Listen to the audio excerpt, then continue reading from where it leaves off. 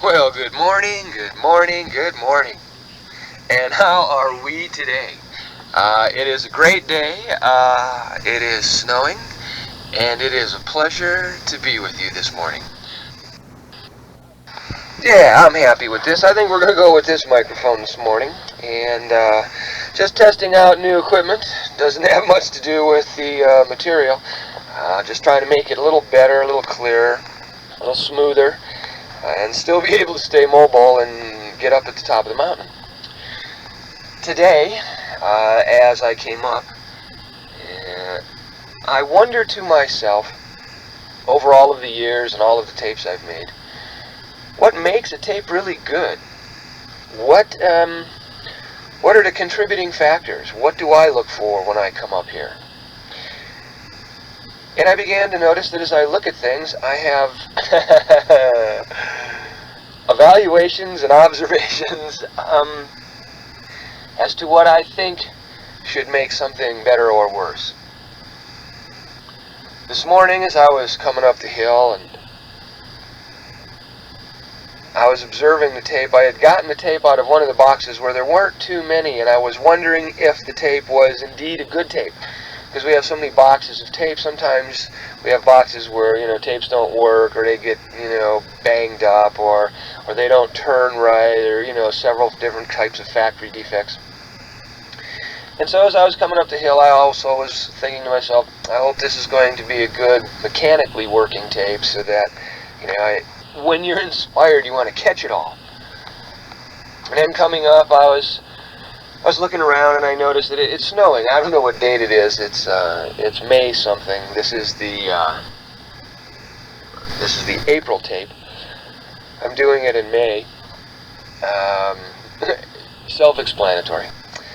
And the next thing I started to notice was the amount of snow. And then I started running through the topics that I could talk about. And then I noticed that just because I had talked about a topic 4 years ago doesn't mean I couldn't repeat the topic now and put out a whole different piece of material 4 years later. I was inspired by that. I kept coming along, and then I started to notice that I had these ideas and evaluations on what made a good tape. And I thought to myself, well, gee, Dennis, those are judgments, evaluations. You don't want to use those either. And then I observed that in my awareness, and then I began to notice that people ask me, well, what year tapes? What tape series should I buy? What's the best year? What should I do? And I think to myself, well, they're all perfect. They're all great. And then I noticed that as I was making this series, to understand the simplicity and the complexity of which I speak to you, it really requires some background material. Then I began to notice that sometimes one workshop is a little better than another workshop, only based on my feelings or my evaluations or my perceptions of how it went for me as a personality. Then I began to notice that sometimes as a personality, I ran my personality into my godness, and my godness into my personality. Sort of like, hey, you got peanut butter in my chocolate, and you got chocolate in my peanut butter. And then I began to notice that even though I could understand the separateness of it, my totality understood the wholeness of it.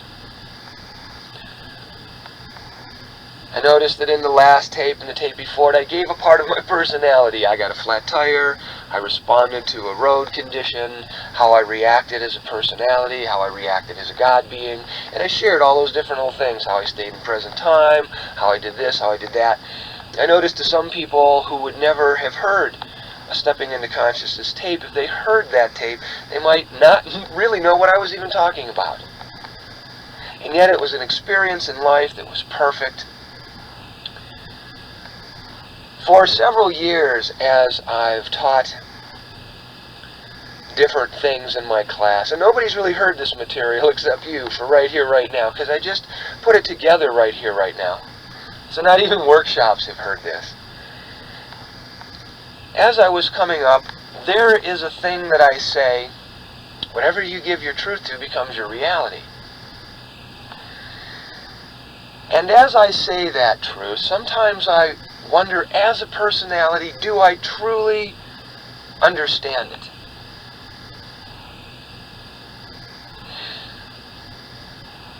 Because I have noticed that there are different levels of that truth. And because I've only had the insight on this particular truth going up the mountain at this moment, my looking for the correct words so that Dennis, my personality, as that individualized piece of the whole, can also understand it as I speak it out. So as if I slowly pick my words, that's me wanting to truly understand within and without. So share with me in this experience, because I love you. Oh, and this is Mother's Day. That's what day this is. It's Mom's Day. Thank you, moms. Thank you for having all of us who are humans, and thank you, Mom, the planet Earth, for being the material from which we're built, and thank you, Mom, that aspect of God that loves us so much it just made us out of nothing, and thank you, whatever goes beyond that, into terms of sound, into light, into essence, beyond that, where the knowing goes beyond. Here's a happy day to you, and thank you for inspiring me within this tape. So as I taught, and as I teach these truths, and the one that I've been working on for years, because sometimes I say, whatever you give your truth to becomes your reality. And then sometimes there are feelings and knowingness within inside of me that says, I don't know about that sometimes. And I've always searched for the perfect example that could give me an insight and a quick understanding and how I could actually perceive that in terms of a true value. Because sometimes I would notice that I would give truth to something and it still wouldn't necessarily physically, linearly manifest. And you know what I mean? In a certain kind of a way.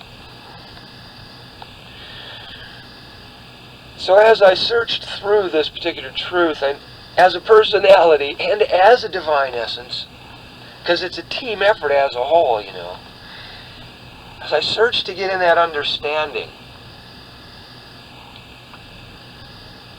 this is what finally unveiled itself to me coming up the hill, because I was running through all this other material, and I noticed that I did have attachments to what is a good tape and what is not a good tape, and what is a good workshop and what isn't a good workshop. Even though I noticed that they always continuously to get better, every now and then I hit one and I look and I go, well, it could have been better. And the key is, it's never outside of myself, and I noticed that the teaching is good and the teaching is perfect. Sometimes it's the location, sometimes it's the day,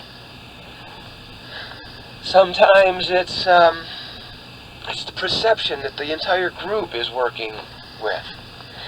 And so I noticed that it's not so much me or I or us or you. It's more the way that the day allows itself. It allows itself for us to see it in a certain way, and we still evaluate and perceive it then from a certain way. And sometimes it doesn't make sense to me as Dennis the personality.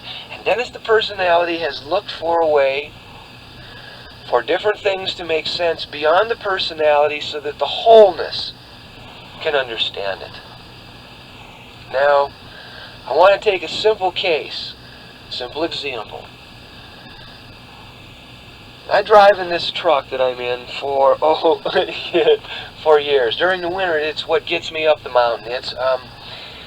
It goes places where other vehicles don't go. It's my pride and joy. I've had this from when I still lived in the woods for years.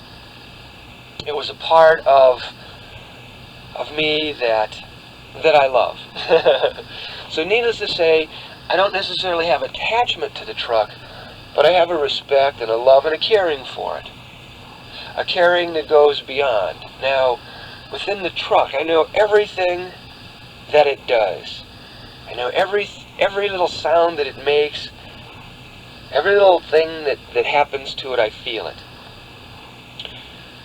And over the years, as engines begin to wear, and because being a mechanic from probably age 13 or 14, and being around cars and driving cars and racing cars was truly my life's joy, I have an affinity with them that goes beyond. As trucks age, you begin to hear their age, just like as we, in a physical form, go through time, we begin to understand how different parts within ourselves change. Within the truck, some parts wear out. In us, it changes. We are a living essence that replaces itself. The truck is an essence of form that has the ability to have itself replaced by us, or it wears itself out in different aspects. We, however, as human beings, in the form like the truck, correlate, or can be correlated easily. We have a divine essence inside which has the ability to repair through our self-love the form, or the shell, sort of like the truck, or the inside part that drives the truck, our consciousness. See, like the driver who can go out and either wear the truck out and then go out and replace the parts with new things. The consciousness is sort of like in the truck, driving the truck, which is your physical form. And it can wear the truck out, or it can replace through divine essence parts. Okay, now we're going to use this parallel in this example. Oh, that was my stomach growling. It wasn't growling, it was gurgling. Growling makes it sound like it was upset or something. Now, my truck started to make little tiny tappet sounds. Now, tappet sounds are these little tiny sounds that go tick, tick, tick, tick, tick, tick, tick, tick, tick. And I have a V8, which means I have 16 of these little lifters, tappets, that can do this. Now, because as a mechanic, over the years, your ear becomes trained. It knows which side that tappet is on, which makes it from 16 down to 8, because you have 2 for each cylinder. And then you begin to identify which cylinder it is and which tappet it is that is becoming a problem. And you realize that because they're hydraulic lifters, one of the springs is collapsing, and the oil in that particular valve is not working right. That's how the engine works in that aspect. And when the engine is cold, it's and it gets louder. And when the engine gets warm, it mellows out, because eventually, even though it's worn out, it'll still fill up with oil and it'll work its way back to normal. Now, when you drive a truck over a series of years, you begin to know those little sounds. And I found that tappet a year or so ago, and observed that as it got louder and followed all the tappet sounds, that indicated a bad tappet. And I would tell myself that's a bad tappet, and I would audibilize to the mechanics and to friends that that was a bad tappet. Now, if whatever you give your truth to becomes your reality, there's a part of me on a certain linear form that would believe that that tappet was going bad, because that was my reality. And I could hear it. After a year and a half and putting it off and putting it off and putting it off, I had it checked in the truck. Told them I wanted that tappet adjusted, and knew that in my heart of hearts, where that knowingness exists, that it was a tappet. It was a bad tappet. There was no ifs, ands, or buts about it. I figured that after 20-some years of repairing and working on engines, I knew what a tappet was, and that was that. And because my truth was behind it, the reality was simple. Tappet was bad. When I I got the truck back, however, the mechanic told me that to tap it was not bad, and that it actually was coming from another place, this noise. And I was stunned. And I was actually quite pleased, because the mechanical part that I thought was wrong, that was going to cost me a fortune to fix, actually had nothing wrong with it. And I stopped this morning, and I was driving up the hill, and sure enough, there was that little noise, and I thought, wow, wait a minute now. One of the things that you say is, whatever you give your truth to becomes your reality. You really believe that there was something wrong with that tappet, and it didn't work. There was nothing wrong with that tappet, Dennis. How can that all work together then? You gave it truth, brother, and you gave it so much truth that as a divine being, period, that tappet should have broke down just on the amount of belief structure that you had behind the idea that there was something wrong with that tappet and it had to be fixed, only to find that it wasn't that at all. And that if your truth structure, and if that divine part of you was so clear, it would have broke the tappet down just to validate your reality. Because as a God being, you have that much clarity. And all of a sudden, 2 and 2 didn't make 4. First thing that Dennis did after he looked at that particular situation was he ran to his godness.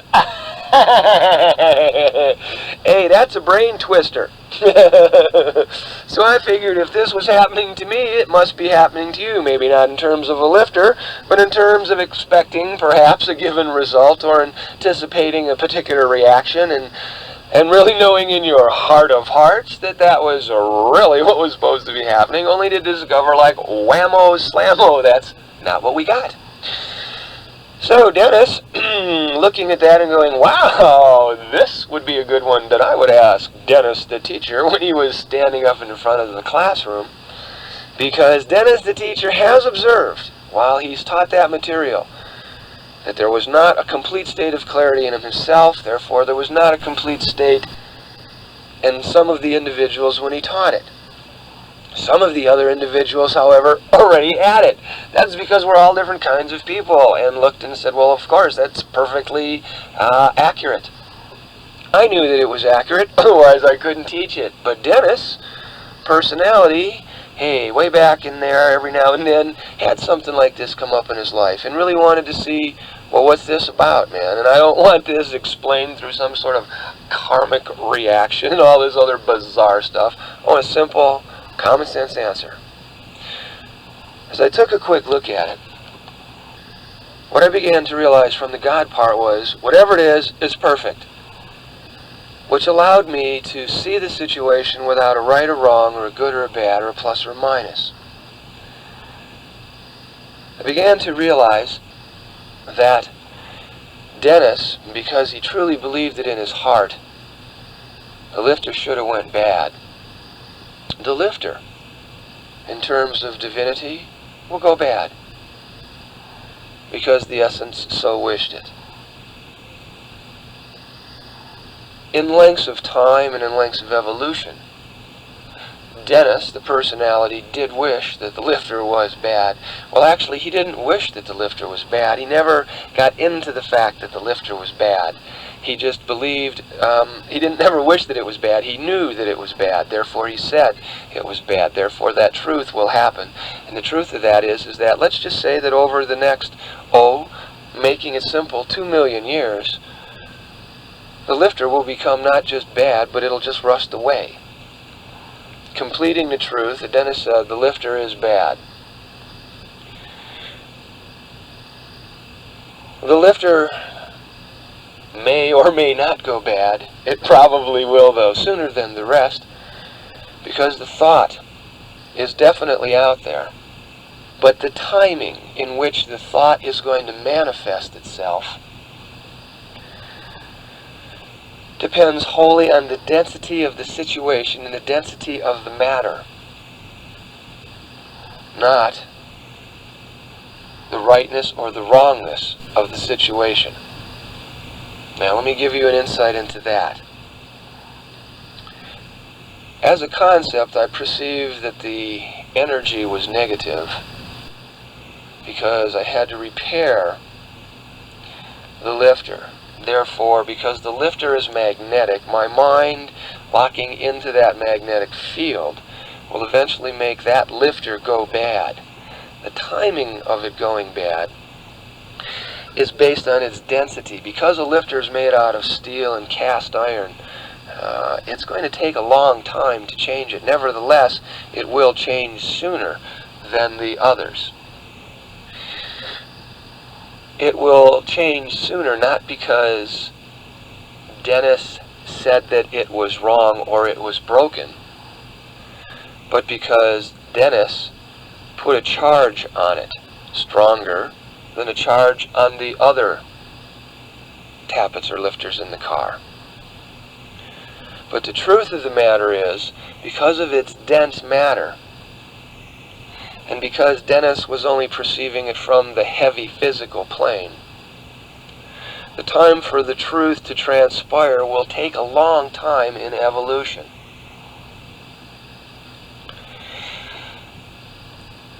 Now, whatever you give your truth to must become your reality. Now, we're working with concepts, so watch closely how this works.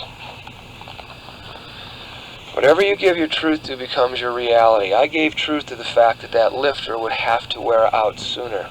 It does not mean that I have to see it wear out, which releases me from my time commitment to the subject material.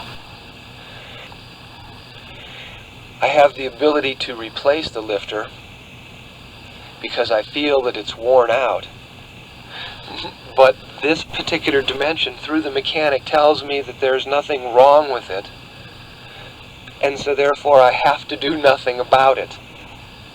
It's like a lesson that I learn, and the lesson is, hey, guess what? This was perfect in the first place. But because you had so much energy on this, because this is what you needed to learn and grow, in evolutions from here in a couple billion years, to keep your truth solid, this lifter will become totally bad and useless, just as you had wished. But because your divinity is in present time, it releases that picture now. It's sort of like a lesson. We're each learning something in life. We're trying to judge it right or wrong or good or bad. And then all of a sudden, somebody comes along and goes, you know what? You looked at this lesson totally wrong. And you go, oh my goodness, I did. But I learned, because now that I can look at it, I can see that, oh wow, I had pictures that it was negative. I see that it could have become negative. However, the universe was allowing me to learn a lesson on a very, very gross lesson. A tappet, something that Dennis could not really alter because it was too thick of a steel for Dennis's energy to really alter. It was going to alter it in time, but not right here and right now. And it wanted to show me that lesson, so eventually, because it was so dense and so hard. Now here's the parallel. Some of our lessons in life are so dense and so hard that it's easier to learn and see the lesson as neither right or wrong, but to have the universe go, hey, you know what, there's nothing wrong with this thing or right with this thing in the first place. You're just kind of learning something here. And you go, oh wow, it's a learning experience. Okay, now, what I'm doing is I'm comparing things, sort of like me driving the car, or our consciousness driving the car, or our consciousness driving the physical unit. Remember the parallel I used earlier? The consciousness is sort of like the thing that can either fix the physical body through love and essence, or replace parts, sort of like you can do with the truck. Okay, now, the lifter is a lesson, and you can perceive this lesson on any level. Now, the lesson that we were working on for the observation is, it's never outside of ourselves. How come I didn't change the lifter when my love believed that it should? Okay, as I looked at the lifter, my love will change it. And it will change it in another time, because it was too dense to actually change it now. Because it really didn't matter that much to me. The lifter didn't really instantaneously, magically, presto, change-o, change. Just like your realities in life don't instantly manifest presto, change-o. But the dense ones, the physical ones that we have the massive attachments to. Just like I had the attachment to the fact, without a question of a doubt, that the lifter was bad, when that wasn't necessarily the key at all. Stay with me, this is a heavy lesson. Just hang in there, because it can be seen on so many levels. And yet, no heavy levels at all. Now, on the other side of this tape, we're going to take a look into, well, if I say it's never outside of our, or not never outside of ourselves, but whatever you give your truth to becomes your reality. If I really gave my truth to that lifter, why didn't it change? Well, the reason it didn't change is based on densities of our attitude of right and wrong and good and bad. Now, on certain heavy, thick mental attitudes or physical attitudes, we have certain belief structures that this is how it should be. Where on the divine plan, that reality may not be real, because nature may have something else that we couldn't see. And as a personality, we can't really override her powers and her abilities. That's why sometimes when, well, if it's what we give our truth to, how come this didn't change? And then I'd look at it and I'd go, well, because nature is stronger than my truth and my reality. And then I'd go, well, that can't be, because I'm saying that whatever you give your truth to should become your reality, which means you should be able to override nature. You should be able to override those other forces, those other obstacles, that heavy steel in the lifter. You should be able to alter it. You should be able to change it. And this is where those contradictions in my mind was. And so let's get to the other side of the tape now and sort of explain that particular part, because I don't really want to run out on this tape, and I know I'm getting close to the end, and I want to get to these other parts because they're very important. So, okay, I'll catch you now on the other side. Thank you.